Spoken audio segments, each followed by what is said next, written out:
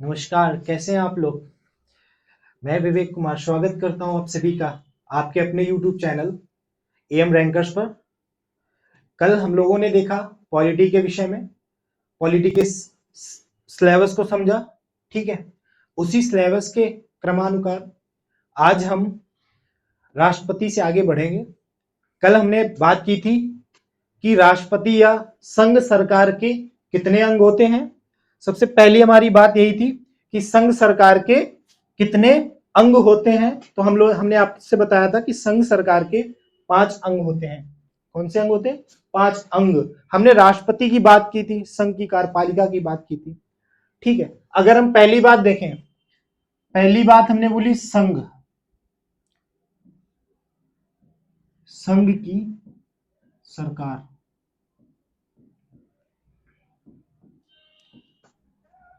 के अंग।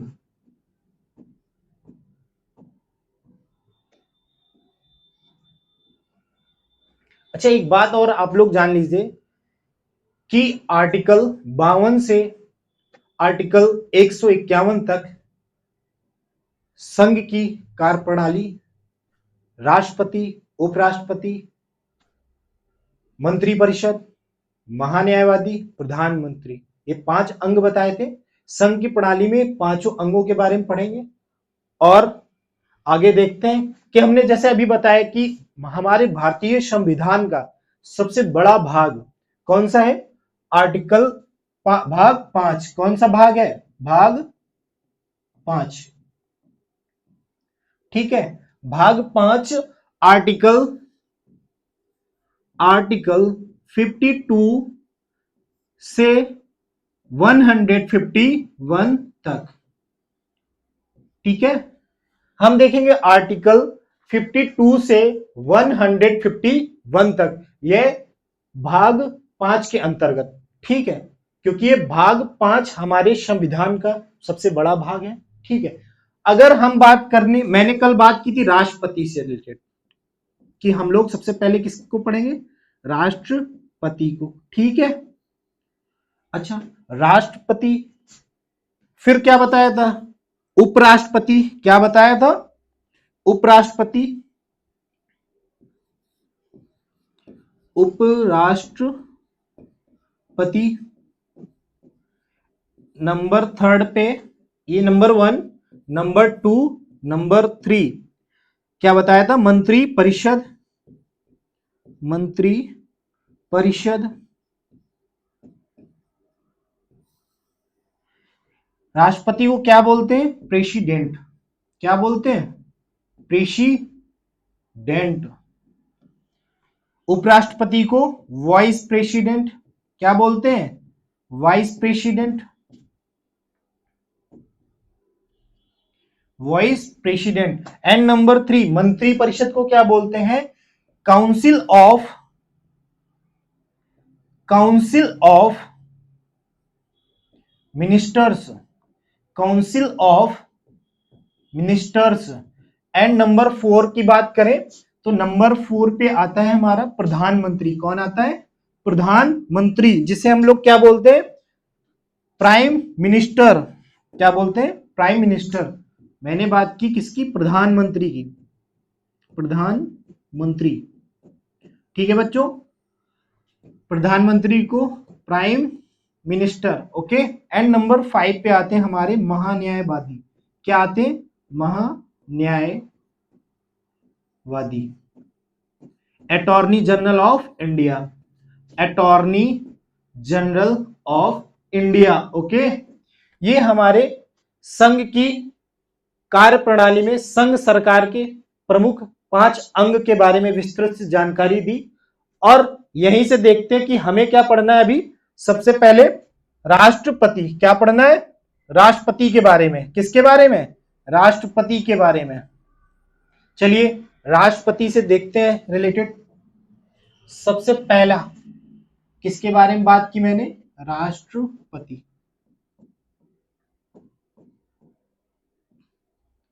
ठीक है, राष्ट्रपति प्रेसिडेंट। क्या बोलते हैं? प्रेसिडेंट।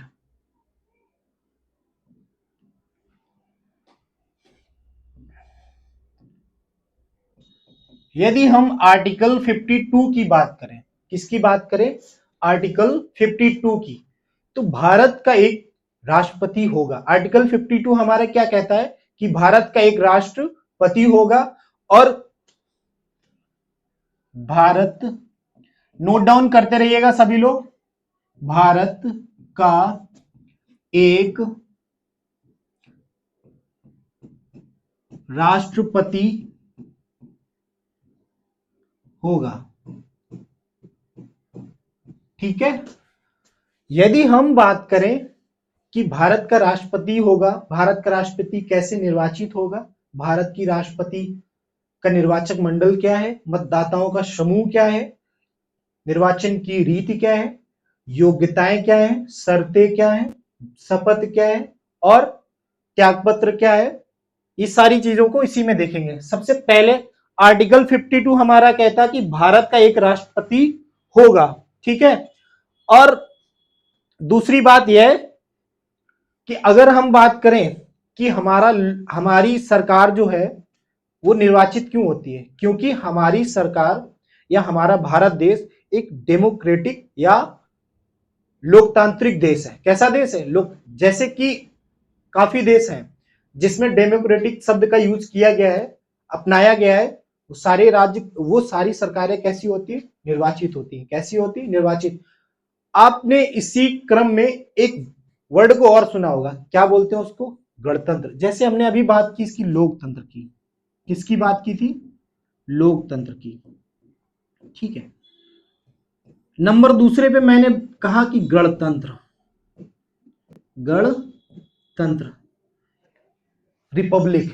अब अच्छा, गणतंत्र क्या होता है? गणतंत्र से रिलेटेड हमारा यह है कि गणतंत्र में यह राष्ट्रपति से रिलेटेड होता है, क्योंकि लोकतंत्र के अनुसार सरकार निर्वाचित होती है और गणतंत्र के अनुसार राष्ट्रपति निर्वाचित होता है। समझ गए आप लोग?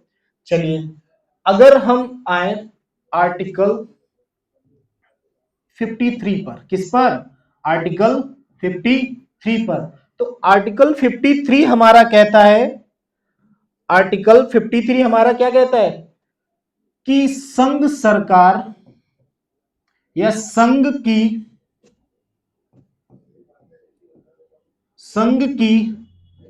कार्यपालिका का प्रधान, कार्यपालिका का प्रधान राष्ट्रपति होगा। कौन होगा? राष्ट्रपति। अच्छा, आप लोग जानते होंगे कि संघ की कार्यपालिका के प्रधान, औपचारिक प्रधान कौन होता है? राष्ट्रपति होता है, किंतु वास्तविक प्रधान प्रधानमंत्री होता है। कौन होता है? प्रधानमंत्री। जैसे आर्टिकल 53 कहता है कि संघ की कार्यपालिका का प्रधान राष्ट्रपति होगा, और आर्टिकल 54 क्या कहता है हमारा?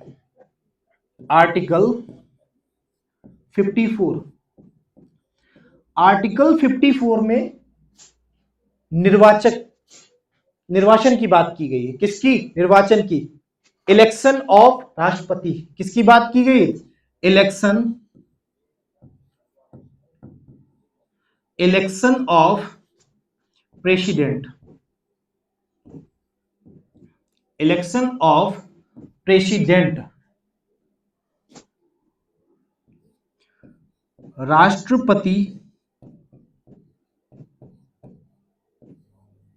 राष्ट्रपति का निर्वाचन।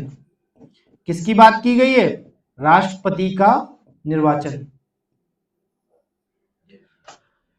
या मतदाताओं का समूह, मतदाताओं का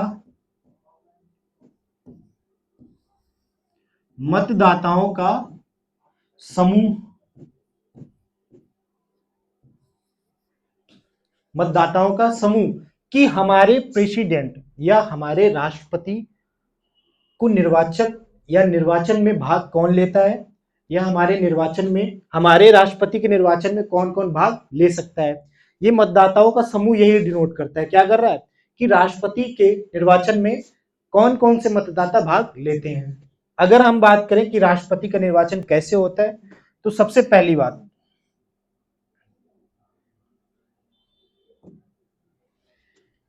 कि राष्ट्रपति, यहां देख लेते हैं सभी लोग,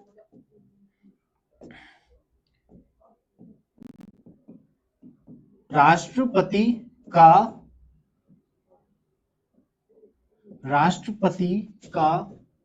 निर्वाचन, ठीक है।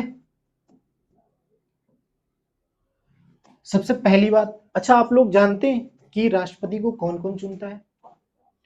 कोई बता सकता है? चलिए देखिए, राष्ट्रपति को चुनने के लिए एक मतदाताओं का समूह गठन किया जाता है। गठन इन द सेंस, जैसे लोकसभा होती है, राज्यसभा होती है, इसमें लोग निर्वाचित मनोनीत भी होते हैं, इसमें भी लोग निर्वाचित मनोनीत होते हैं। किंतु राष्ट्रपति के निर्वाचन में कौन भाग लेता है? राष्ट्रपति के निर्वाचन में निर्वाचित व्यक्ति ही भाग लेता है। निर्वाचित मतलब जिसका निर्वाचन या निर्वाचन किया हो गया हो, ना कि मनोनीत किया गया हो। जैसे सबसे पहली बात, संसद के दोनों सदनों के निर्वाचित सदस्य कौन कौन भाग लेते हैं? संसद के दोनों सदनों के निर्वाचित या संसद के दोनों सदनों के निर्वाचित सदस्य कौन भाग लेते हैं? निर्वाचित सदस्य, ठीक है। और कौन कौन भाग ले सकता है? नंबर दूसरा, राज्य की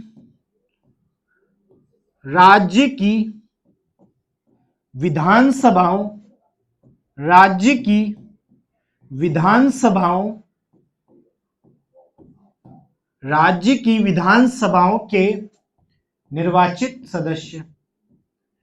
बात, इसको पॉइंट नोट डाउन करना, ठीक है। निर्वाचित सदस्य,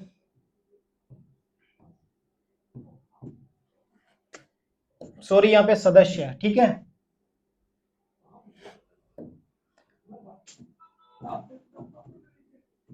यहां पे भी सदस्य, बात समझ रहे हैं ना आप? एंड नंबर थर्ड की बात करें कि और कौन कौन राष्ट्रपति के निर्वाचन में भाग ले सकता है, तो नंबर तीसरा, दिल्ली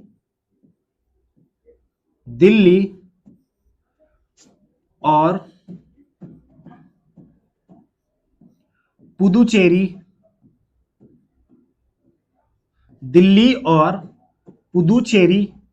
की विधानसभाओं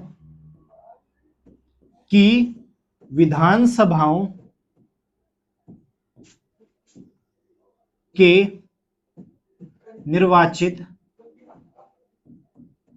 निर्वाचित सदस्य।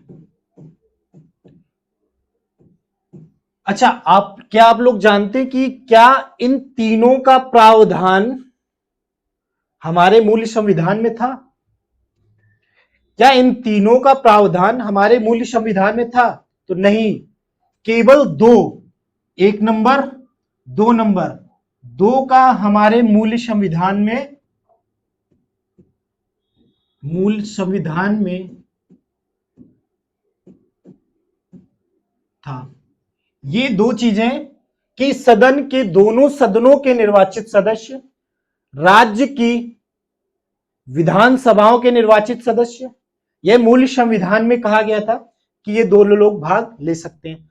नंबर तीसरी बात है कि दिल्ली और पुदुचेरी की विधानसभाओं के निर्वाचित सदस्य, ये कैसे आया? तो 17वां संविधान संशोधन, कौन सा? 17वां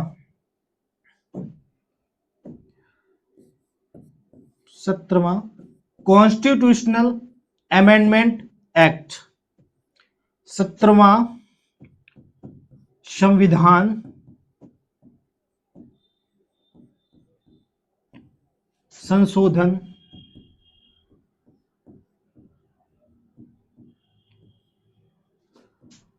1992।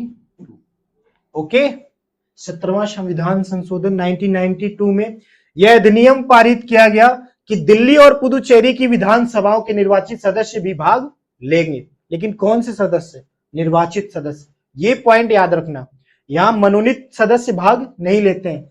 अगर मैं बात करूं कि कौन कौन से सदस्य राष्ट्रपति के निर्वाचन में भाग नहीं लेते हैं, नेक्स्ट पेज पे लिखेंगे, ठीक है, कि राष्ट्रपति, क्या लिखेंगे? राष्ट्रपति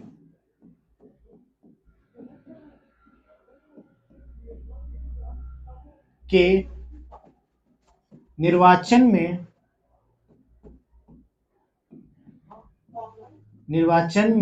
राष्ट्रपति के निर्वाचन में कौन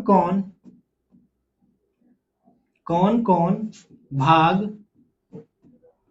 नहीं ले सकते हैं,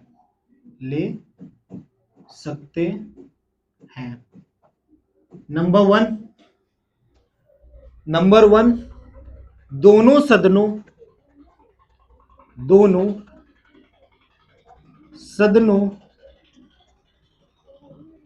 के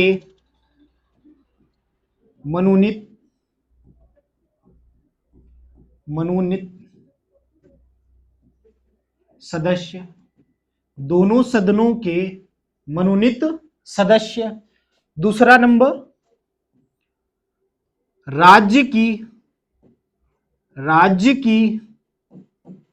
विधानसभाओं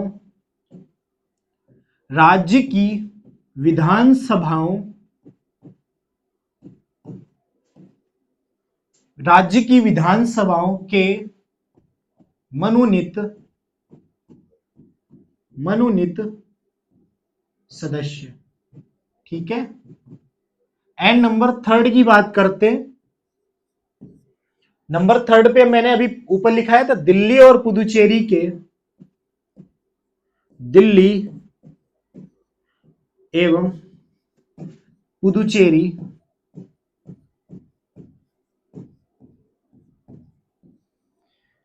की विधानसभाओं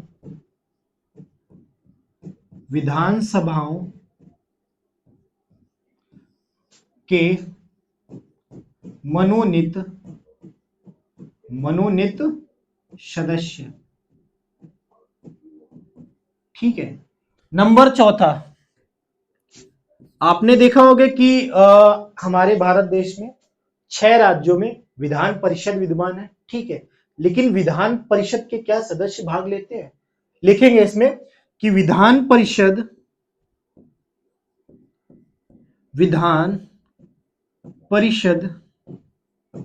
यहां एक चीज देखना कि विधान परिषद के सभी सदस्य यहां मनोनीत और निर्वाचित दोनों सदस्य भाग नहीं लेते हैं। सभी सदस्य भाग नहीं लेते हैं। एंड नंबर 5 जो बहुत ही इंपॉर्टेंट है, वैसे आपके लेवल के अकॉर्डिंग, यूपी कांस्टेबल के लेवल के अकॉर्डिंग इतना बहुत है। अगर आप उससे अपर लेवल की तैयारी करेंगे तो एक पॉइंट इसमें और है, विघटित की गई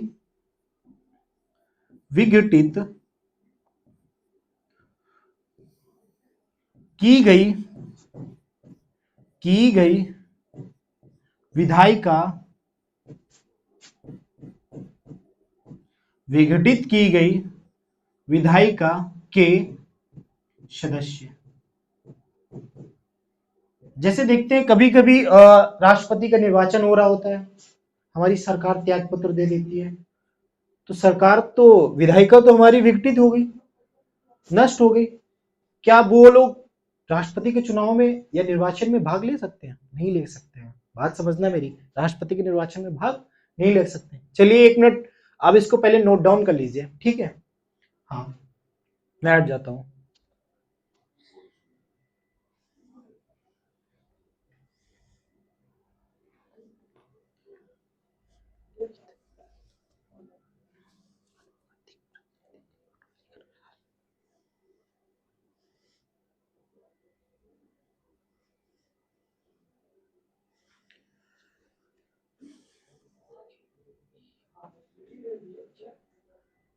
आई थिंक नोट डाउन हो गया होगा। नेक्स्ट पेज पे आते हैं हम लोग। आर्टिकल 54 तक कंप्लीट हो गया है। अब हम बात करेंगे आर्टिकल 55। आर्टिकल 55 हमारा क्या कहता है कि राष्ट्रपति के निर्वाचन की रीति क्या है। राष्ट्रपति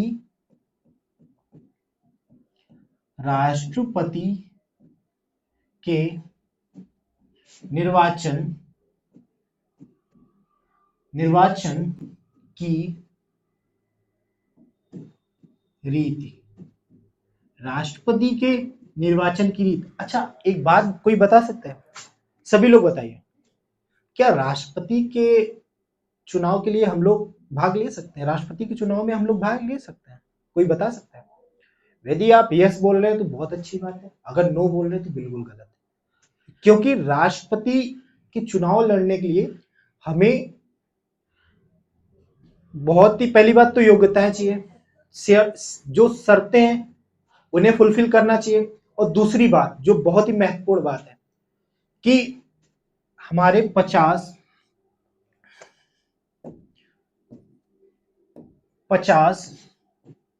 प्रस्तावक होना चाहिए। क्या होना चाहिए? 50 प्रस्तावक, मतलब 50 सांसद और 50 समर्थक। 50 क्या होना चाहिए? प्रस्तावक और 50 समर्थक। इसका मतलब है कि कम से कम 100 सांसद मेरे पक्ष में वोट दे या पक्ष में प्रस्ताव रखें कि हाँ, इनको राष्ट्रपति के चुनाव के लिए खड़े कर सकते हैं। बात समझ रहे हैं? और एक बात, 50 प्रस्तावक और 50 समर्थक। क्या राष्ट्रपति के लिए कुछ जमानत राशि का प्रावधान है? बिल्कुल। जमानत राशि के स्वरूप में, जमानत राशि के स्वरूप में 15,000 की राशि जमा करनी पड़ती है। कितने हजार की? 15,000 की राशि जमा करनी पड़ती है। यदि आपको, जैसे आपका चुनाव हुआ, राष्ट्रपति का चुनाव हुआ, उसमें आपको न्यूनतम 1/6 वोट प्राप्त होने चाहिए, अदरवाइज आपकी जमानत राशि जब्त हो जाती है। क्या हो जाती है? जब्त हो जाती है। यदि आप इससे ऊपर जा रहे हैं तो आपकी जमानत राशि जब्त नहीं होती है। बात समझना, ठीक है? चलिए, ये आप नोट डाउन कीजिए। फिर इस पे आते हैं कि राष्ट्रपति के निर्वाचन की रीति क्या है, राष्ट्रपति का निर्वाचन कैसे होता है। ठीक है, ये तो देख लिया हम लोगों ने कि राष्ट्रपति के निर्वाचन में कौन कौन भाग लेता है। अगर राष्ट्रपति के निर्वाचन की रीत की बात करें तो आप लोग जानते हैं कि क्या डायरेक्ट इलेक्ट हम लोग करते हैं? इनको नहीं करते हैं ना। सबसे पहले हम या आम जनता सांसद को चुनती है, विधायक को चुनती है। फिर इसके बाद संसद विधायक जो निर्वाचित होते हैं उनसे राष्ट्रपति का निर्वाचन होता है। अभी पीछे मैंने सब कुछ बताया अभी आपको, ठीक है? क्या यह प्रत्यक्ष होगा? नहीं, यह अप्रत्यक्ष होगा। कैसा होगा? अप्रत्यक्ष।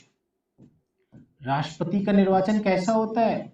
अप्रत्यक्ष और गुप्त इसे बोल सकते हैं। क्या बोल सकते हैं? गुप्त।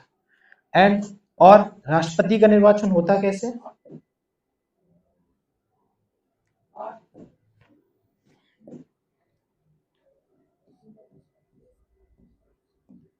अनुपातिक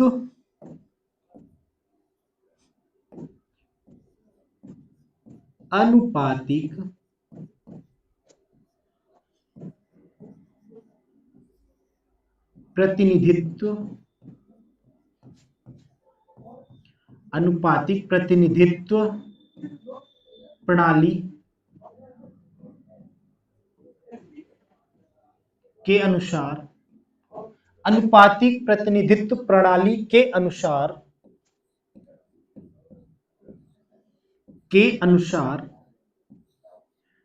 एकल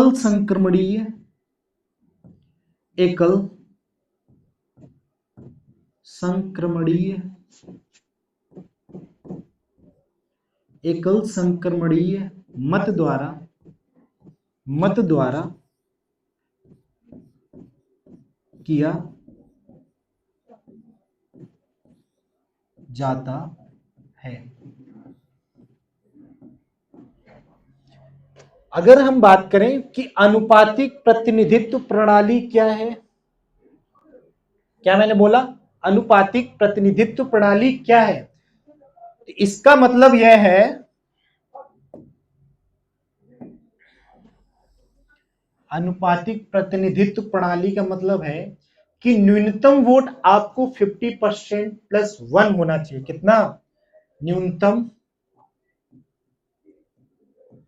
वोट प्राप्त व्यक्ति को कितने होने चाहिए?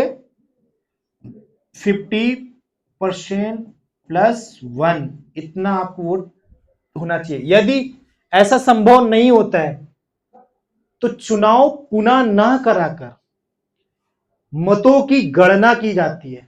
चुनाव पुनः न कराकर मतों की गणना दोबारा की जाती है और जो 15,000 या फिर जो 1/6 से कम होते हैं उनको शिफ्ट कर दिया जाता है, इनके वोटों को और सभी में वरीयता दी जाती है। क्योंकि जैसे अगर राष्ट्रपति का निर्वाचन होता है तो राष्ट्रपति का निर्वाचन ऐसे नहीं होता है जैसे 3 लोग खड़े हुए राष्ट्रपति के निर्वाचन में। कितने लोग? 3 लोग।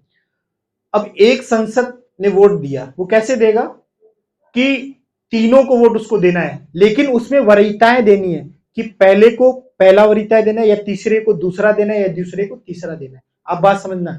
मान लीजिए एक रमेश है, एक महेश है, एक सुरेश है, तो उसने पहले को रमेश को 1 वरीयता दी किंतु सुरेश को 3 दी। इसका मतलब समझ रहे हैं, वरीयता फर्स्ट है तो आप निर्वाचन की लिस्ट में पहले नंबर पे गिने जाएंगे। बात समझना मेरी।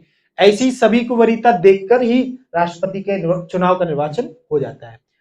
हमने बात की एकल संक्रमणी, जब मतों की गणना दोबारा की जाती उसे ही हम क्या कहते हैं? एकल संक्रमणीय मत। बात समझ रहे हैं मेरी? बहुत इंपॉर्टेंट है, ये डायरेक्ट पेपर में पूछा जाता है। ये आपका डायरेक्ट पेपर में पूछा जाता है कि राष्ट्रपति के निर्वाचन की रीत क्या है, किस आर्टिकल में है और क्या रीति है। ठीक है, इसको नोट डाउन कीजिए 1 मिनट के लिए।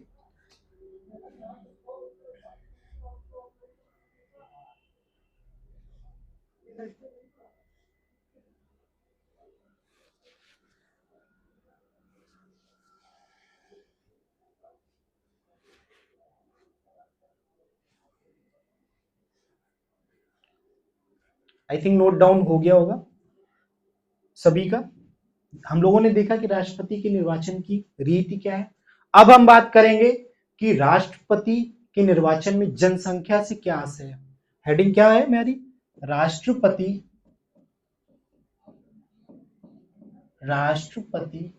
के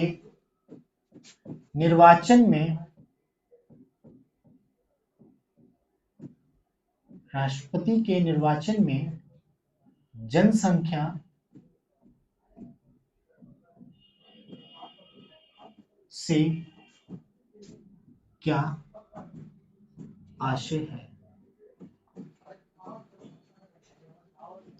यदि हम बात करें कि राष्ट्रपति के निर्वाचन में जनसंख्या के से क्या आशय है, तो राष्ट्रपति के निर्वाचन में जनसंख्या का आधार क्या माना गया है?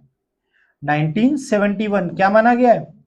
1971 ये बेस ईयर माना गया है और ये कहां तक? 2026 तक। कहां तक? 2026 तक। किंतु क्या ये ऐसा पहले था? नहीं। इसमें एक अधिनियम या संविधान संशोधन लाया गया, कॉन्स्टिट्यूशनल अमेंडमेंट एक्ट लाया गया। कौन सा?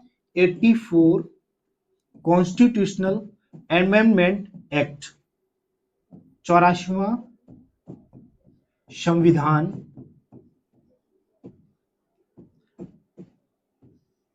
संशोधन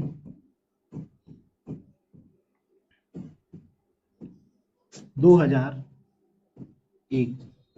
84वां संविधान संशोधन 2001 में यह पारित किया गया कि राष्ट्रपति के निर्वाचन में जनसंख्या से 2071 का बेस लिया जाएगा।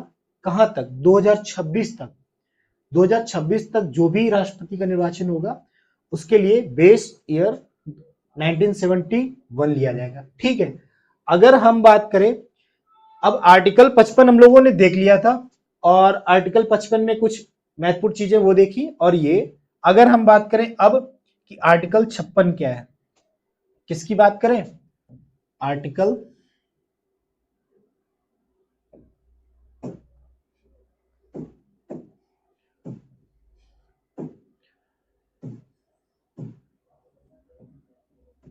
आर्टिकल 56, क्या कोई जानता है आर्टिकल 56 के बारे में? बताइए, आर्टिकल 56 के बारे में कोई जानता है? आर्टिकल 56 में जनरली राष्ट्रपति के कार्यकाल को राष्ट्रपति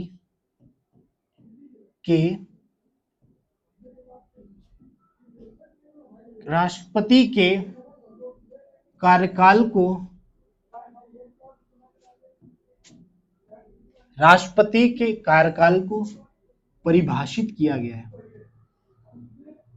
राष्ट्रपति के कार्यकाल को परिभाषित किया गया है। राष्ट्रपति का कार्यकाल कितने वर्ष का होता है? 5 वर्ष का। सभी लोग जानते होंगे कि राष्ट्रपति का कार्यकाल कितना होता है? 5 ईयर। ठीक है, 5 वर्ष का। वेतन क्या है राष्ट्रपति का, कोई बताएगा? 5 लाख। कितना है?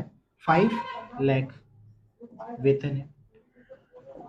ये डायरेक्ट, क्योंकि ये मैं डायरेक्ट इसलिए लिखा रहा हूं आर्टिकल, क्योंकि ये डायरेक्ट एग्जाम में पूछे जाते हैं। इसको विस्तार से भी देख सकते हैं, लेकिन विस्तार से ज्यादा नहीं देखेंगे, क्योंकि हमें जितनी जरूरत है उतना ही पढ़ना है। बात समझ रहे हैं? अब आर्टिकल 56 की बात करें। किसकी बात करें? आर्टिकल 56 की। तो आर्टिकल 56 में क्या कहा गया है कि राष्ट्रपति का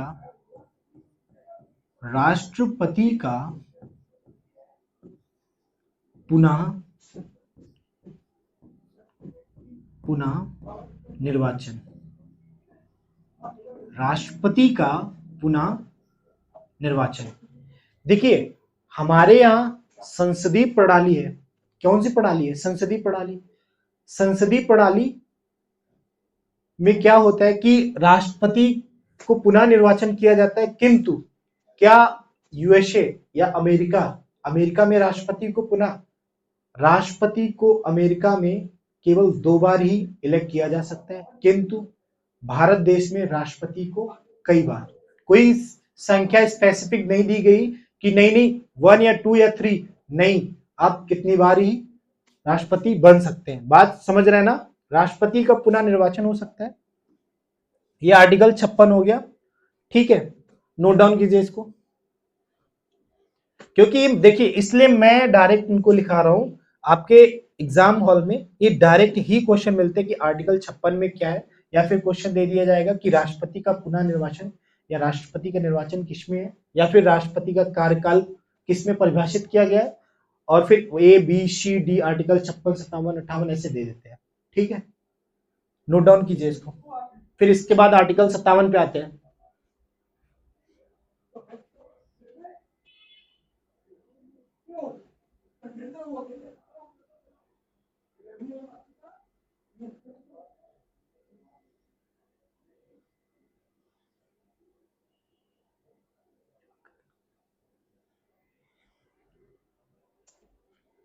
चलिए, यहां देखिए 57 ये है। ठीक है, 56 लिख गया गलती से। आर्टिकल क्या है ये? 57। ठीक है, अब हम बात करते हैं हम लोग आर्टिकल 58 की। किसकी बात करेंगे? आर्टिकल 58। तो आर्टिकल 58 कहता है कि राष्ट्रपति, यदि आपको राष्ट्रपति बनना है तो राष्ट्रपति की योग्यताएं क्या होनी चाहिए? राष्ट्रपति बनने की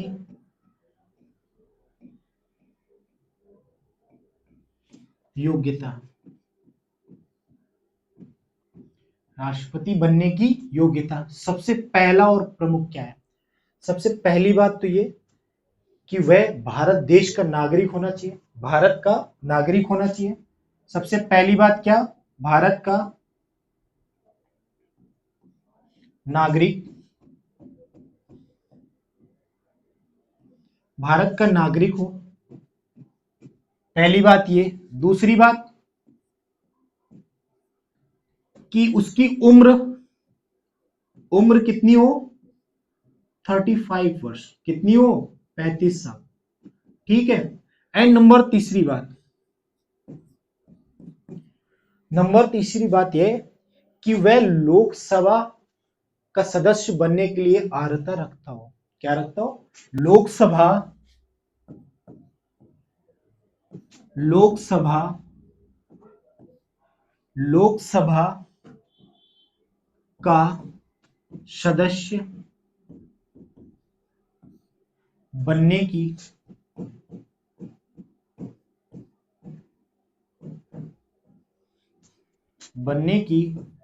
अर्हता रखता हो। ये बहुत इंपॉर्टेंट है कि भारत का नागरिक होना चाहिए, उम्र उसकी 35 वर्ष होनी चाहिए और लोकसभा का सदस्य बनने की अर्हता रखता हो। ये योग्यताएं भारत के राष्ट्रपति बनने के लिए होती है। ठीक है, आज हम यहीं पे अपनी क्लास को वाइंड अप करते हैं।